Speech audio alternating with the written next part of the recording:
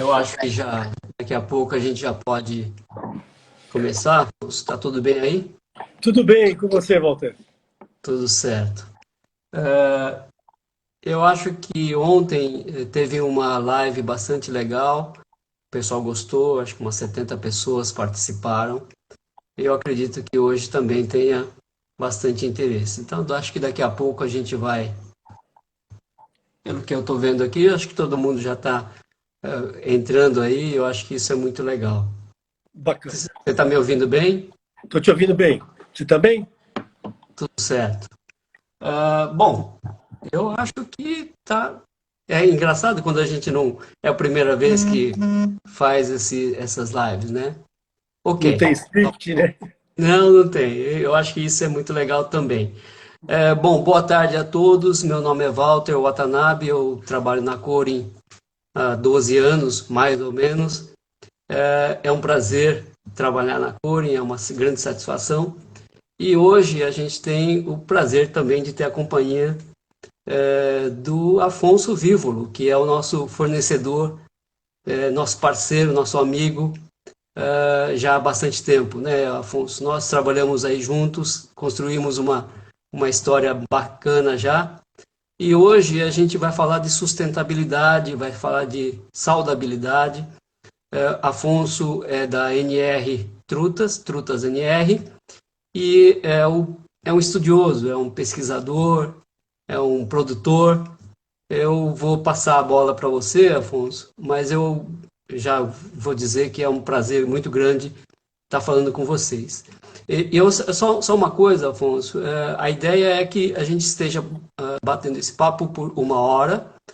Eu vou fazendo algumas perguntas e a segunda meia hora, por exemplo, a primeira meia hora é esse bate-papo. A segunda meia hora a gente vai abrir o diálogo com todo mundo aí que queira fazer perguntas. E eu também vou anotando aqui as perguntas das pessoas que vão mandando aqui. Vamos ver se eu consigo ser ágil o suficiente aqui, tá bom? Então, por favor, Afonso, se apresente, fale quem é a NR Trutas, por favor.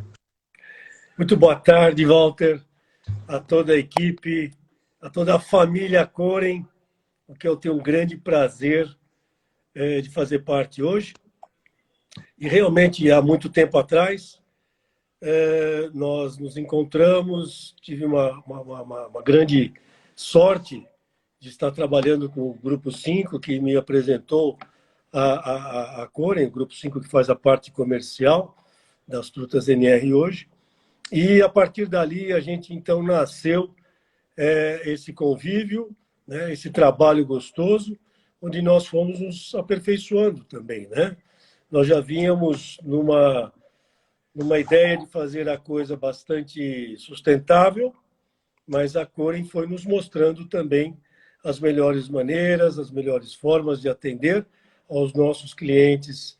Isso foi muito legal, né? A NR já está constituída desde 1995 com o CIF, ela conhece Truta desde 90, mais ou menos, e a partir dali a gente, como você falou, a gente teve que estudar um pouco, uma vez que essa parte de aquicultura, principalmente de salmonídeos do Brasil, ela é muito restrita, né? Então fica aqui também a ideia de que qualquer tipo de curiosidade, qualquer tipo de pergunta sobre a criação em si, será muito gostoso e prazeroso responder. Ótimo. Só eu acho que deixa localizar a NR Trutas, porque nós estamos aqui em São Paulo, e naturalmente a gente tem uma ideia de que a truta é de lugar limpo, frio, e eu, por favor, localize a NR Trutas. Muito bom. Bom, nós trabalhávamos e trabalhamos no acampamento de férias NR, o NR Acampamentos, e em 1990 é que a gente teve oportunidade lá na Mantiqueira, perto de Campos do Jordão, tomar conhecimento da existência da truta, né? Um peixe de água fria, um peixe de água cristalina, onde a necessidade dela é de muito oxigênio, né? E, como eu disse, de água que não seja poluída, né? Com uma grande quantidade de oxigênio dissolvido na água, um pH bastante neutro. É uma água de primeira linha, né? Típica água de nascente mesmo. Então, são nessas águas que as trutas são criadas, não só no Brasil, mas em qualquer parte do mundo. Tem que ser numa região onde as águas são realmente limpas, cristalinas e muito frias, né? E lá é que nós começamos. Então, com 8 tanques dentro do próprio acampamento, a criar um pouco e mostrar para as crianças como era, né, esse desenvolvimento de um peixe primo do salmão, etc. E então a coisa foi tomando vulto. E nós saímos, deixamos a criação experimental e fomos para uma criação no centro de cultivo mais em comercial, né? Tomando todos aqueles cuidados que nós estávamos no começo, só que em dimensão maior, né? E daí veio a necessidade da venda e a exigência de um CIF, que é o selo de inspeção federal, e que isso é pelo Ministério da Agricultura. Ele homologa todas as plantas, né, de proteína animal, seja ela qual for. E dessa maneira, então, nós construímos a indústria e tivemos em 1996, então, o nosso CIF, o 2592, que nos dá a permissão para não só manipular e tudo, mas exportar se for o caso e assim por diante. Que bacana. Hoje você tem uma fazenda, como é que constitui a NR? Bom, na parte empresarial, você sabe que o crescimento, às vezes a gente é levado a crescer por conta da escala. Você precisa ter uma escala para poder fazer a coisa funcionar e viabilizar pagamentos, etc. Por essa razão, aquele primeiro centro de cultivo, que em 1995 nós começamos numa escala maior, foi o primeiro. De lá para cá, nós aumentamos, estamos com 4 centros de cultivo, todos na Mantiqueira, né? E pega desde a Serra da Bocaina e vem vindo até o cantinho aqui da Mantiqueira, começo, né? Camanducaia, Sapucaí Mirim e Delfim Moreira, que fica muito próximo a Campos do Jordão, a divisa de município. E todos os centros de cultivo, cada um com a sua característica, né? Mas todos eles com produtividade, né? Sendo que um só, o quinto centro de cultivo, ele, na verdade, é um centro apenas de reprodução. Lá a NR mantém o seu plantel, lá ele mantém a genética, todos os animais que vêm importados de outros países ficam lá e são observados e são selecionados para que a gente possa ter uma genética boa e poder atender o mercado, né? Que bacana. Hoje, só grosso modo, qual é a produção da NR em trutas, Afonso? Olha, normalmente a NR ela faz 1 milhão e meio de alevinos ao longo da safra. É uma safra, vamos falar aí, de 12 a 15 meses, e nós conseguimos ter 100 mil peixes por mês, que daria aí perto de 60, 80 toneladas, dependendo do tamanho que a gente faz o abate desse peixe. Ah, que legal. Ou seja, então, mais de um ano para sair entre o alevino e o abate. Exato. O ANR trabalha numa escala natural para o crescimento. Não há aceleradores, não há nenhuma forma que induza crescimento, né? Não forçamos, damos a saciedade, então o peixe come aquilo que ele tem vontade, não se força essa alimentação indiscriminada, né? E o bem-estar animal é o que está prevalecendo. Isso eu digo tranquilamente, quer dizer, quem quiser entrar para criar truta é o suficiente, não precisa inventar, e há margem sem ganância, e a truta cresce e a vida continua, sem forçar. Na verdade, a gente tem uma situação muito parecida com o frango. Às vezes o pessoal pergunta qual o segredo do frango da Corin, e na verdade não tem segredo nenhum, né, Afonso? Então, é só deixar o frango crescer naturalmente, né? Eu acho que, lógico que tem toda uma tecnologia atrás disso, mas basicamente é isso, não é isso? Hoje a Trutas NR é a maior produtora de trutas do Brasil? Sim, é a maior produtora e o estado de Minas o maior produtor.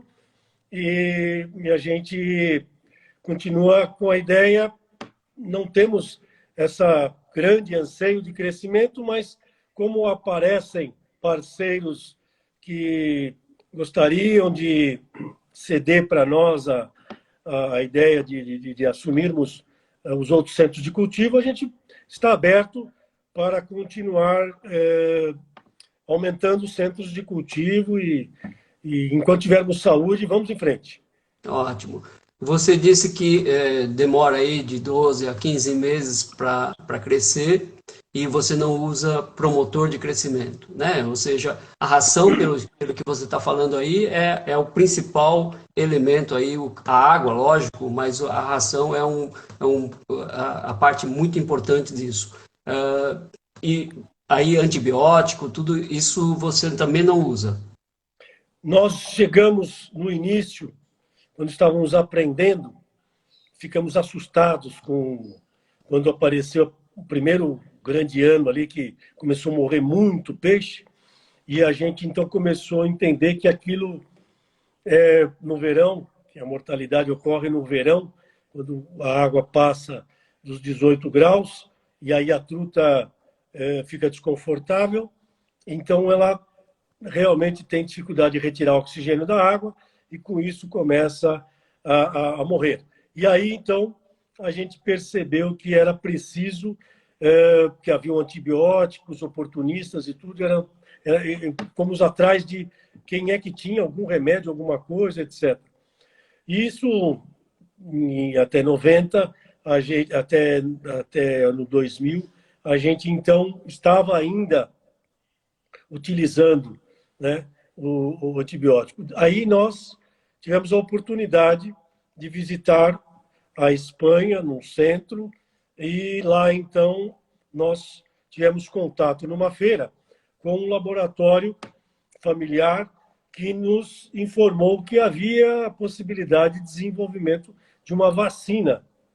Essa vacina seria uma vacina autógena, que quer dizer, eu retiro as bactérias que estão causando a mortalidade, faço uma vacina, né, e volto com essa vacina injetada ao peixe, enquanto ele está ainda na fase de alevino, até alevinão de 100 gramas, e então ele, na verdade, passa a estar com imunidade para aquelas determinadas doenças, aquelas determinadas bactérias. Bom, a partir de 90, então, a NR deu adeus a qualquer tipo de antibiótico e passamos, então, a utilizar vacinas. É evidente que cada ano que passa você usa menos, porque você também, a bactéria, ela acaba diminuindo, né, a quantidade, a proliferação, os tanques acabam ficando com melhor higiene e tudo mais.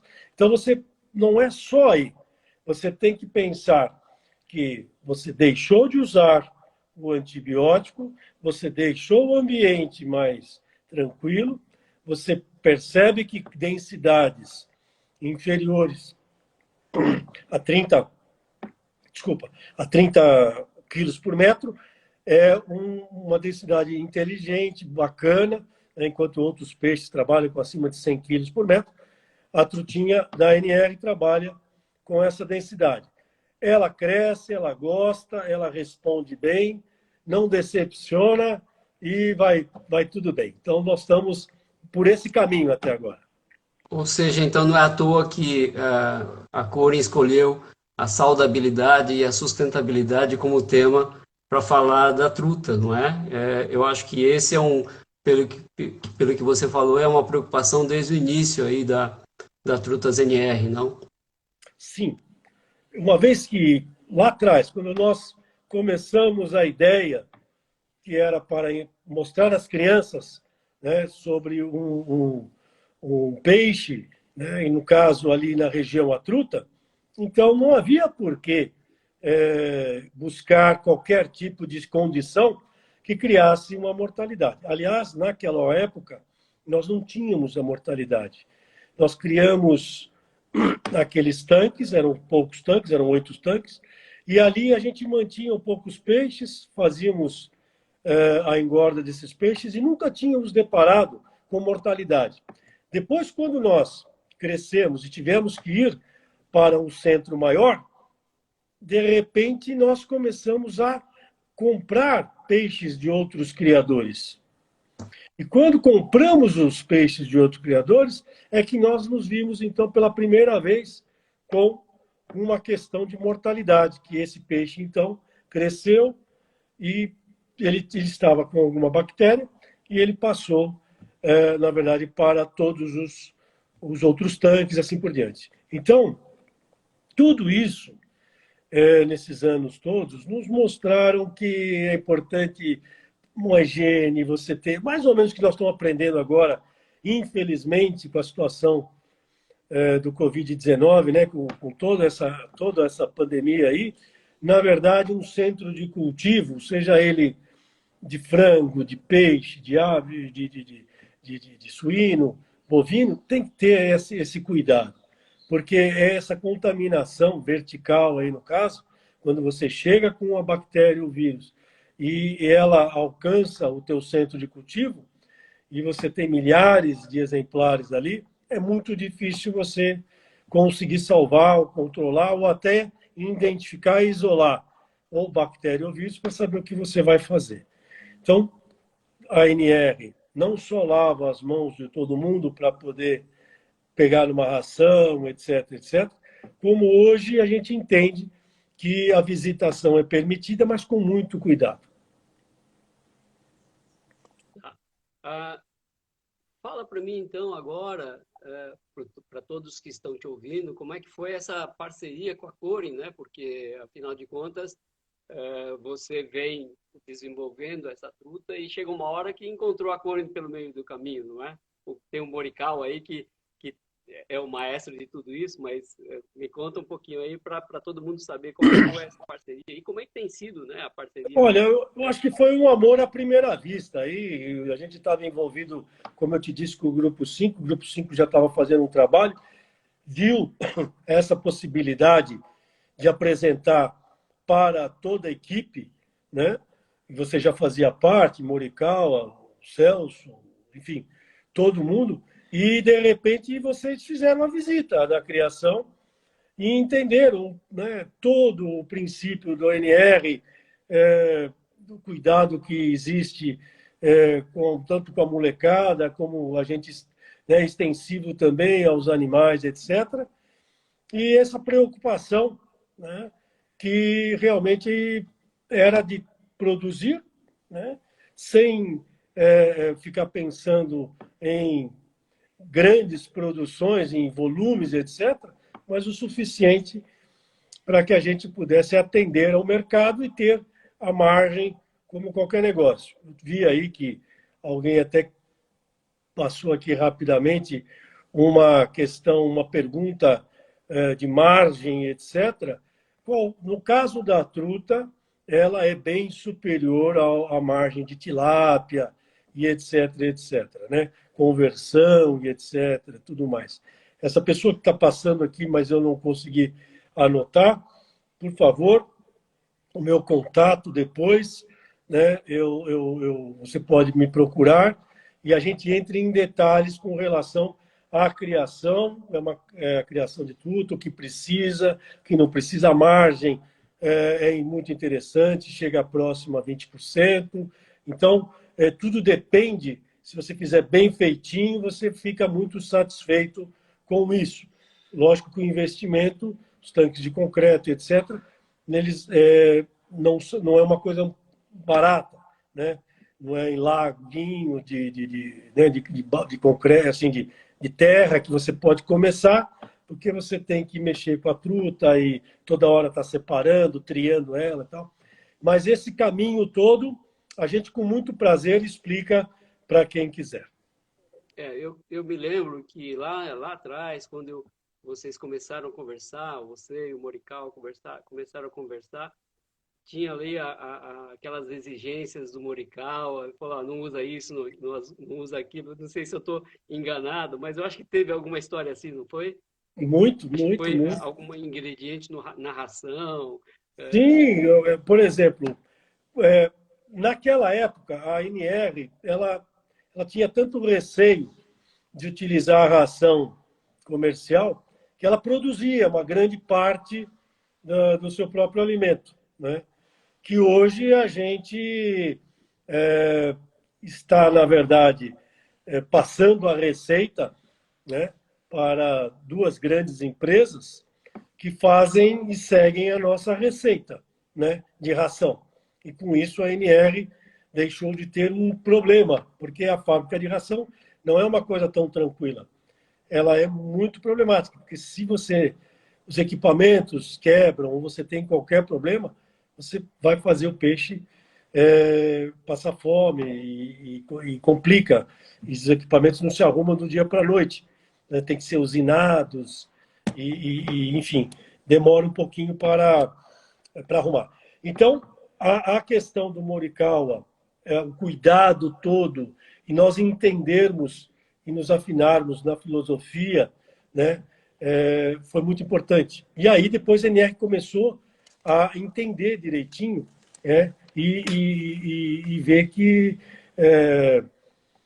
era a essência, a filosofia, né, do grande precursor, né, Mokichi Okada. Na verdade, a gente começou a entender o que ele queria, o que ele pregava, e aí a gente afinou isso e foi muito gostoso seguir naturalmente. Muito legal. Que bom, que bacana. E hoje a Corin tem a Trutra Premium, não é? Você tem outros tipos de corte, mas a gente tem a Premium e a Truta normal. Me fala aí qual a diferença entre uma e outra, porque o consumidor vai até a loja e vê a Truta Corin. Eu até vou mostrar aqui, acho que para quem ainda não experimentou, é um convite para experimentar, não é? Essa daqui, não sei se dá para ver, é o filé de truta, embalada individualmente, não é isso? E depois ele vem um pacote com 500 gramas. Eu acho que a ideia é fantástica, né? Você usa somente aquilo que precisa. Mas é um trabalho desenvolvido entre Corin e NR e que ainda muita gente desconhece como prepara, como consome. E aí vem essa história de truta premium. Explica um pouquinho como é que é a truta premium. Essa nomenclatura premium, ela segue a nomenclatura, toda essa linguagem, ela é do salmão, né? O salmão utiliza esse nome premium quando você retira 100% qualquer espinha que possa incomodar ali, né? Então, esse é um peixe premium. A pele, no caso da trutinha, ela permanece, uma vez que muitas pessoas têm o hábito de comer com pele, não tem problema nenhum. A escama da truta, ela é da cabeça de um alfinete, né? Então, normalmente, quando você grelha, né, tudo aquilo é torradinho e tal, e fica muito saboroso, né? E então é uma coisa muito simples e a grande praticidade quando você corta esse filezinho, coloca o sal, né? E aí vai que eu aprendi com o Marcelo, o grande chefe de cozinha japonês. Ele me disse o seguinte: não coloque além de sal no pescado quando você for grelhar, né? Porque você tira, muita gente coloca limão, coloca outros temperos, etc. Mas para você sentir realmente o gosto do pescado, só o sal a gosto, né? Você aí sim grelha ele e você tem um pescado fácil de ser feito, né? Eu gosto de torrar bem o lado da pele primeiro, né? Depois de bem torradinho é que eu viro ele e ele está pronto para servir aí em 10 minutinhos, né? É que eu, antes de fazer a live, eu dei uma estudada também, tá? E aí eu vi a expressão pinbone. O que é Vamos lá. isso? O pimbão são 32 espinhozinhos que formam na lateral da truta, né? Esses espinhos são bem fininhos. Quem lembra da pescada, né, que comia pescada, tinha aquelas linhazinhas que incomodavam, etc. Esse é o pimbom. O pimbom do salmão, que é maior, que você tira com pinça, etc. Na truta você acaba retirando, fazendo 2 cortes e puxando aquilo, porque ele está tão pequenininho que ele, na verdade, tem que ser retirado dessa maneira. Muitos, inclusive na mantiqueira, não se tira. Você simplesmente colocou do lado da pele, quando você vira o filé do outro lado, ao, ao você grelhar aquilo é torradinho. Aquilo torra e fica se fosse um macarrãozinho torrado, e você às vezes morde e não sente te incomodar tanto. Quando as pessoas fazem empanado, é que a, a, a, a manteiga não chega, né, até o pimbom, e dessa maneira, então, você acaba sentindo, te incomodando e tendo que retirar, né, na hora que você está comendo isso. Mas, do modo geral, você tem o filé, que a gente seria o filé normal, que na região é vendido e tudo mais, e a gente, como sabe que pessoas de idade, crianças, não querem comer tranquilamente o pescado sem se deparar com qualquer obstáculo, né, que a gente que vai te incomodar. Então, por essa razão é que a gente faz o filezinho premium para que você coma tranquilamente e não encontre, né? Às vezes pode acontecer, mas que não encontre esse pimbom entremeado na carne. Ou seja, então a Premium não tem o pinbone, né? Exato. E que você tira praticamente 10% quando você faz esse corte, você tira 10% do peso do filé. Por isso que ele é um pouco mais caro, né? Entendi. Ótimo. Muito bom saber. É. Uh, eu fiz umas perguntas aqui, eu também não estou conseguindo ler todas as perguntas aqui, mas eu vou tentar responder aqui algumas coisas. Mas deixa te fazer uma pergunta importante. Quer dizer, tudo que se fala em truta no Brasil é uma espécie só, é a tal da truta arco-íris, mas toda a truta é igual? Como é que funciona isso? No Brasil, sim. Toda a truta que chegou em 1949, quando Ascânio de Faria, um veterinário, entendeu? Que na Mantiqueira e nos campos de altitude não existia uma proteína, existiam matas, né?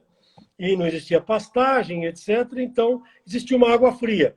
Ascânio de Farias vai à Dinamarca e traz, então, um primeiro lote de 10 mil ovos de truta embrionado.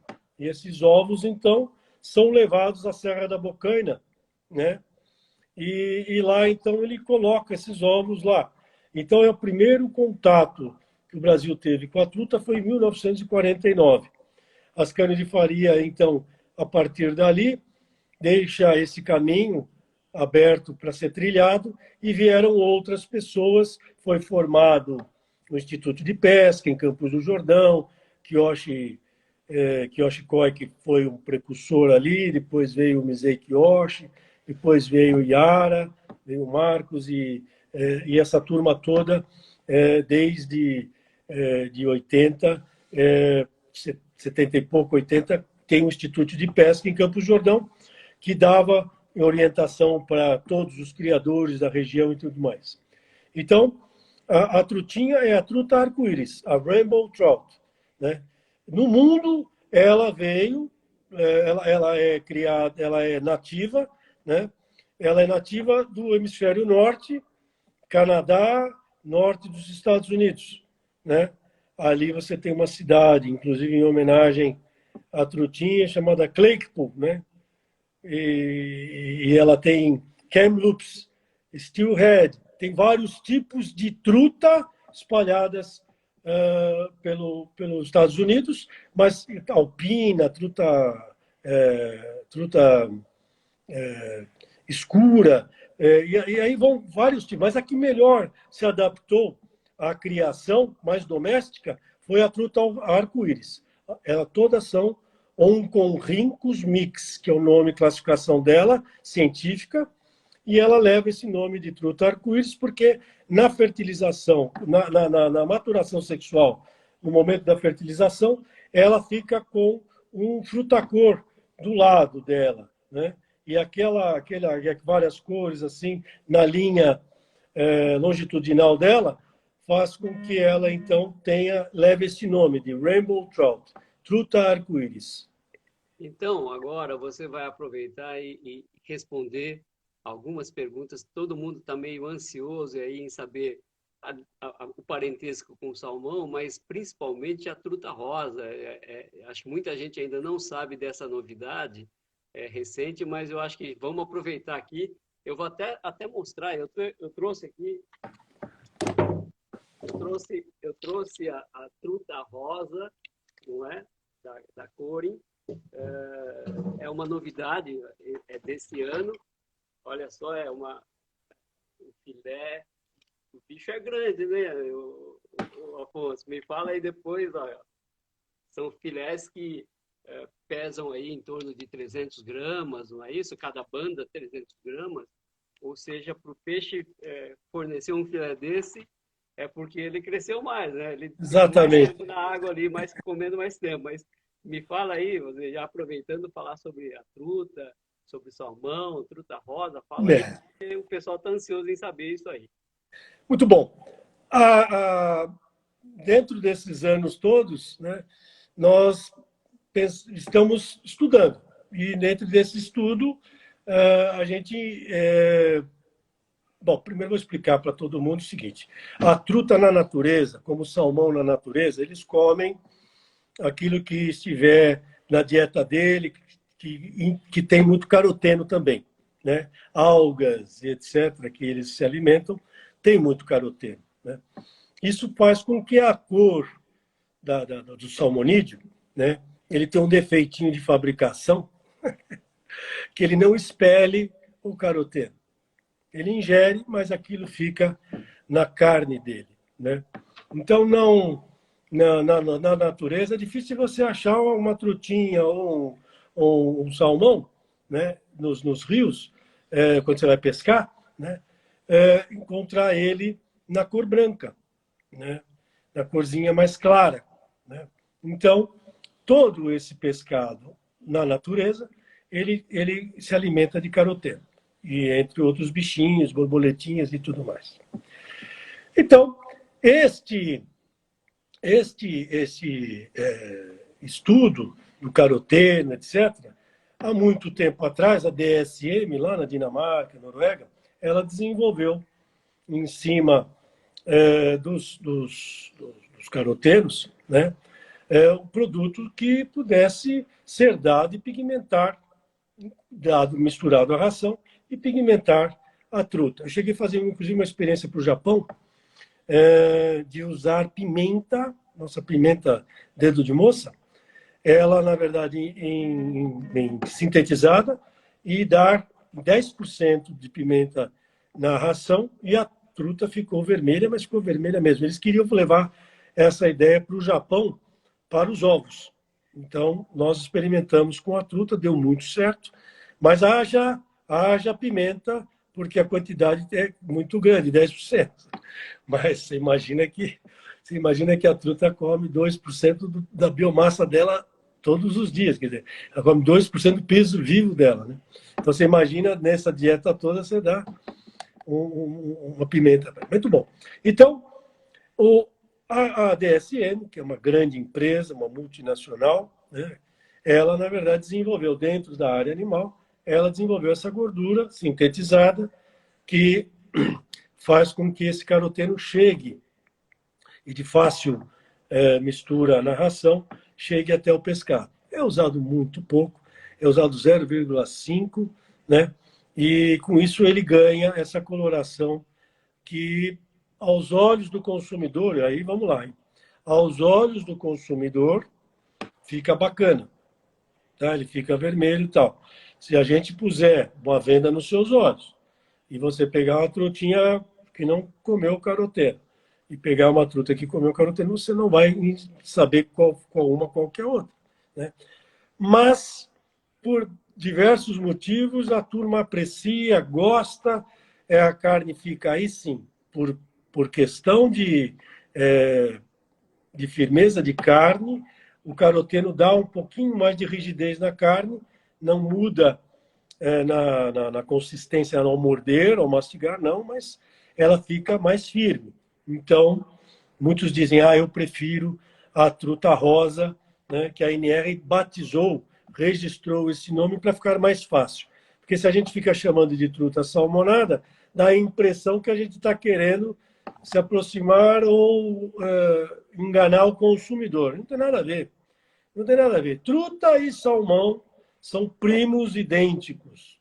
Um cresce mais que o outro, por questões que a truta, na época glacial, ficou presa lá em cima e não desceu para o oceano. Então, ela levou a vida dela e se adaptou, né, às questões de rio e ficou nas nascentes. Aí ela diminuiu de tamanho, ela só comia mosquito, comia coisas pequenas, não havia por que ela se tornar um peixe muito grande. Por essa razão, ela diminuiu de tamanho. Mas ela pode voltar a crescer? Sim.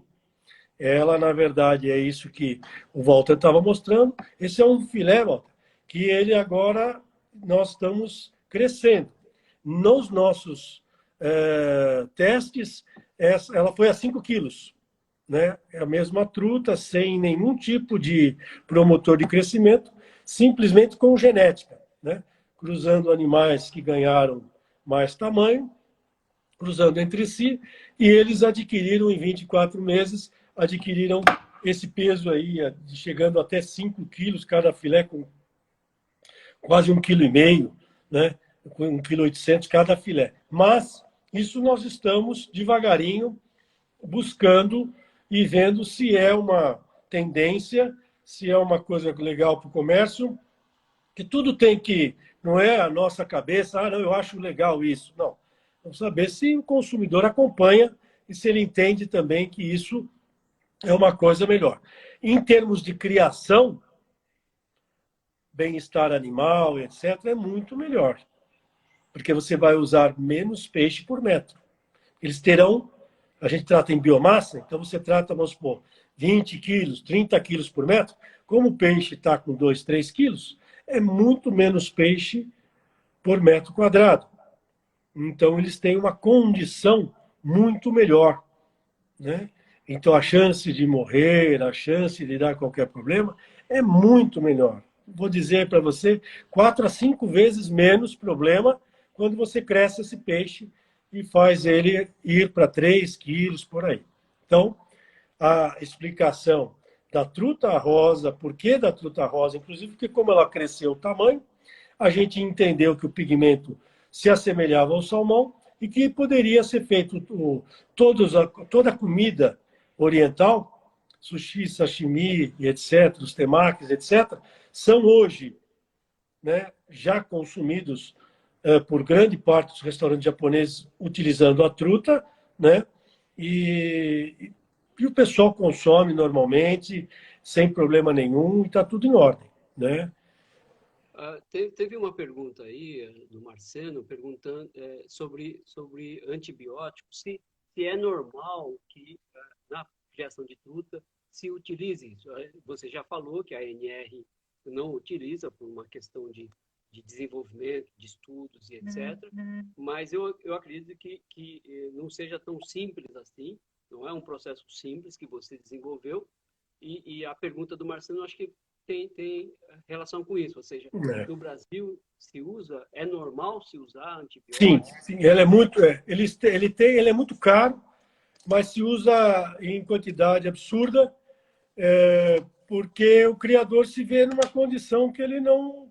Né, ele liga, às vezes, e fala, puxa, Afonso, me ajuda, o que que eu faço? Claro, você tinha que ter vacinado o peixe há 1 ano atrás, não é assim? Então, a única solução que ele encontra, né, é ele comprar um antibiótico. Então, você tem antibióticos que realmente entram numa quantidade muito alta, né? O peixe que está contaminado, ele vai morrer.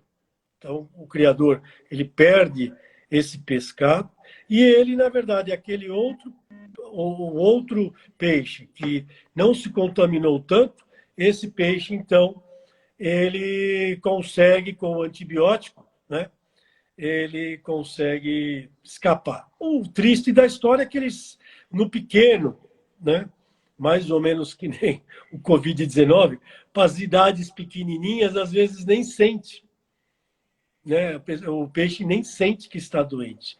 É pouca coisa, você começa a perceber pelo inchaço, né, dos olhos, etc., mas ele às vezes não morre.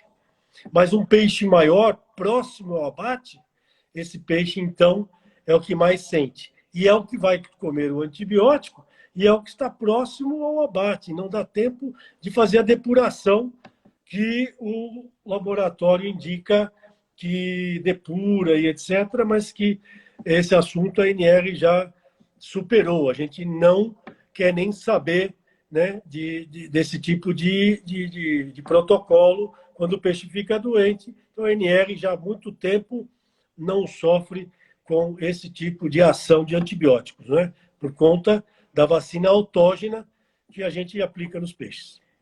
Que bom. É bom saber disso, porque, na verdade, nós também falamos para o nosso consumidor exatamente isso. Ou seja, a gente transmite essa credibilidade ao consumidor, mas é lógico que ele precisa ter um pouco mais de informação técnica, né, para que consuma com tranquilidade. Obrigado. Eu acho que isso Eu vou responder uma pergunta aqui do Humberto. Humberto, boa tarde. Você fez uma pergunta muito legal que eu também, se era uma coisa que a vida inteira me deixava chateado, quando eu ia às vezes até pescar, não sou um grande pescador, mas às vezes ia pescar e eu tirava o peixe da água e o meu desespero era como é que eu ia matar aquele peixe, né? Porque o peixe estava se debatendo, o meio dele era a água, e eu tinha tirado o peixe da água. E aquele peixe se debatia ali, e eu falava, meu Deus, mas e agora? Vou deixar ele morrer fora da água? Quer dizer, é mais ou menos como me enfiar embaixo d'água, quer dizer, ele não pode respirar. Isso é uma angústia muito grande, né? De todos nós. Então, o que que nós fizemos? Aí eu até sabia que era importante falar sobre isso, porque nós temos que pensar, a gente teve que pensar na insensibilização do pescado. De que maneira esse pescado poderia vir a ser abatido, né, sem sentir. Né? Então, uma coisa era anestesiar ele, né? Mas a gente não pode fazer isso porque esse anestésico estaria incorporado a ele. Então, uma maneira que a gente percebeu era rebaixar a temperatura da água. Então, vamos supor, a água está 12, 13, 15 graus. Então, a gente coloca uma caixa d'água de uns 3.000 litros, mais ou menos, com uns 300 a 400 quilos de gelo. A NR tem uma máquina muito grande de gelo, que ela produz gelo em escama. E aquilo faz, então, uma cama de gelo muito grande. E a gente coloca a água até molhar esse gelo. E aí esses peixes ficam numa espera. Eles têm um tanque que fica aguardando a espera, né? E também ficam sem comer por 24 horas. E esse peixe, então, é levado a esse tanque. No momento em que ele vai para esse tanque, a truta gosta de água fria. Ela não é assim, ui, que água fria, vou morrer. Não é assim, né? Mas o que acontece? Ela é hipoquilotérmica, ela vai tentar, na verdade, equalizar, né? Então, quando ela tenta equalizar, ela tenta baixar a temperatura, vamos supor que ela não tem sangue quente, então ela vai trabalhar isso, ela tem que o quê? Entrar num esquema de hibernação, né? Então, você vai fazer com que a truta praticamente ela desfaleça, ela fique super tranquila, porque ela não quer justamente morrer. Então, ela vai, na verdade, ficar tranquila, vai baixando o metabolismo dela. Então, ela vai ficar quietinha. Isso dá a chance do nosso protocolo de abate pegar o peixe na mão, tá? E um a um ele é, então, feito um deslocamento e imediatamente ela então, não sente mais dor e morre e fim de papo. E aí, então, a gente fica menos triste, né? Mas, enfim, é toda uma questão aí de princípio, de uma proteína tremendamente importante para nós e que a gente só fica um pouco mais aliviado, não digo contente, mas a gente fica um pouco mais aliviado por ter feito o máximo possível para que esse peixe ele pudesse morrer desta maneira. Tá? Então, deixando bem claro aqui que existiu sempre esta preocupação, e o mundo também tem. O bem-estar animal, ele, hoje em dia, é uma das preocupações maiores, né? A ANR tem permissão hoje para exportar, né? E um dos principais protocolos era de que maneira esse bem-estar animal do tanque é o abate. Que bom. A Renata percebeu a tua preocupação em explicar como que você faz o abate. O abate é uma morte, com certeza, mas tem toda a preocupação com o bem-estar do animal antes dessa situação. Eu acho que isso é todo o cuidado que a gente precisa ter. Afinal de contas, nós estamos falando em uma cadeia alimentar e aí entra numa polêmica difícil, mas eu acho que esse cuidado que você está demonstrando é muito importante. E também o próprio Jorge, ele já fez uma pergunta antes, ele pergunta como é que a gente produz mais truta no Brasil, porque eu acho que ele deve conhecer o valor nutricional, né?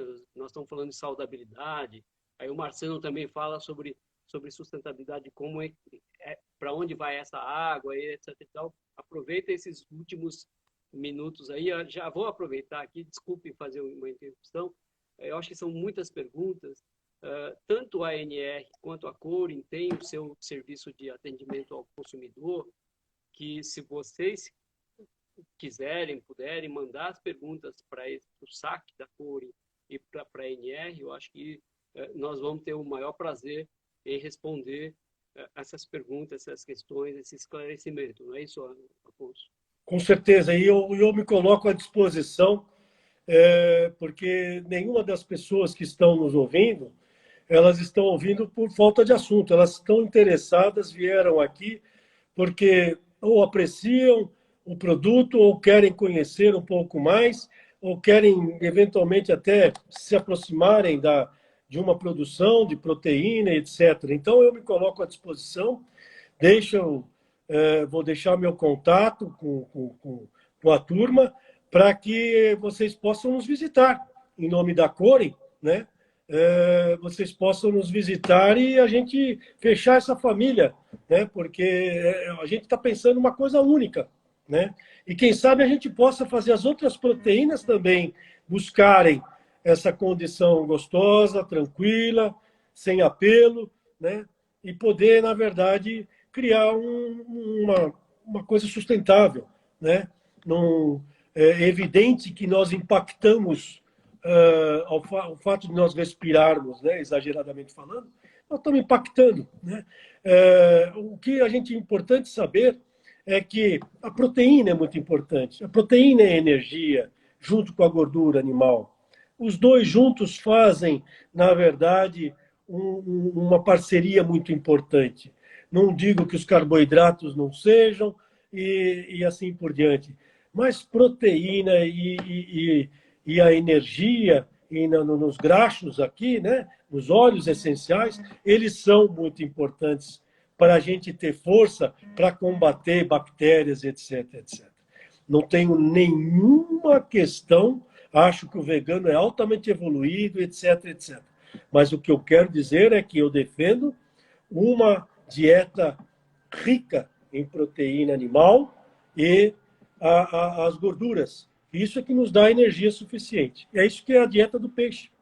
Para vocês terem uma ideia, a dieta do peixe ela é 40% de proteína e chega a ter 30 a 38% de óleo de origem animal também.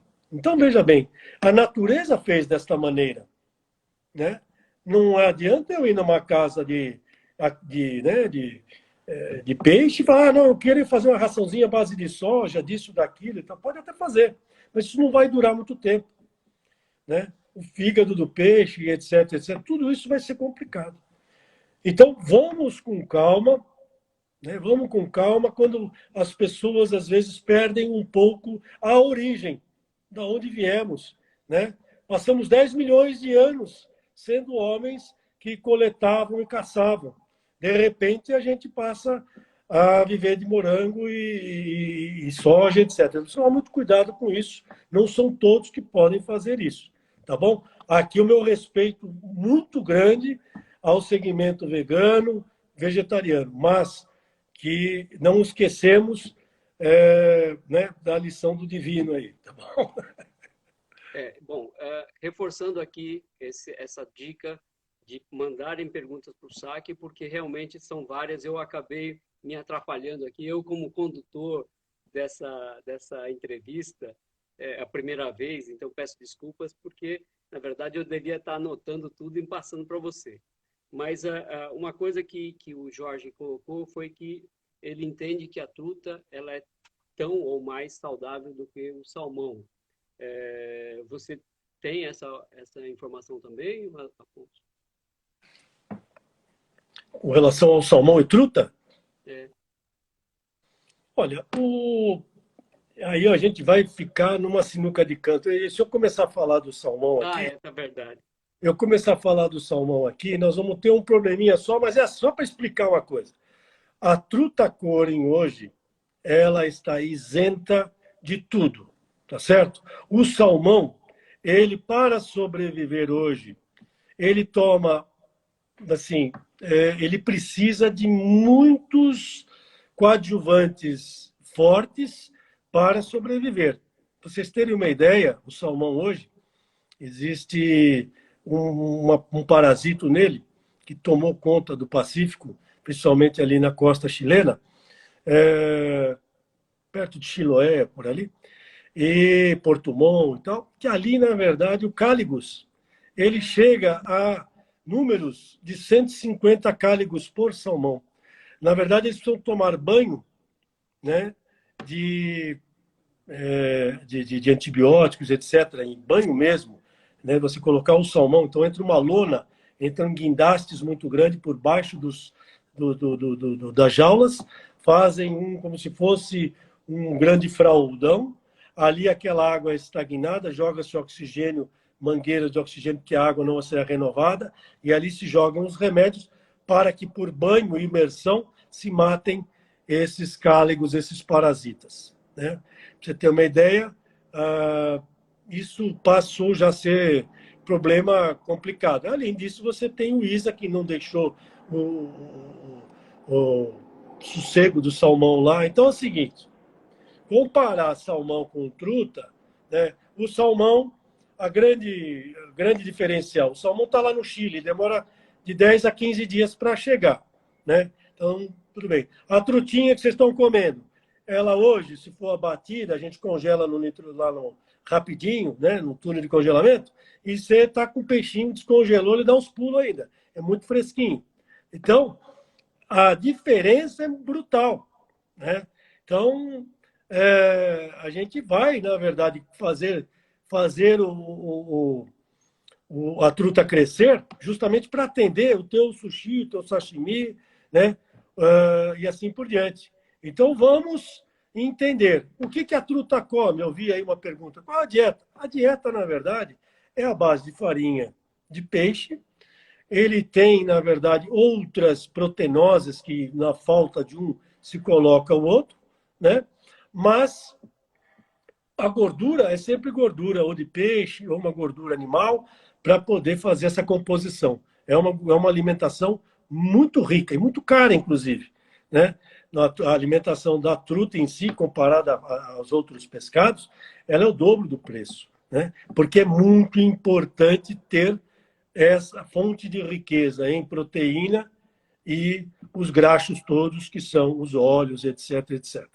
Gente, eu vou repetir, vou deixar aqui, quem tiver com a canetinha aí, depois, se a gente puder deixar, Walter, o meu celular para a turma entrar e a gente responder ou bater papo. Quem estiver na região, às vezes quiser fazer uma visita, vai ser um prazer muito grande, tá bom? Vou Você deixar. tá, eu acho que você está criando aí um grande movimento aí de visita à NR Trutas, hein?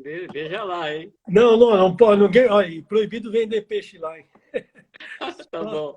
só pela Só cor. para Não, encerrar, mas é porque que nós. as perguntas às vezes, as perguntas às vezes não podem ser respondidas. E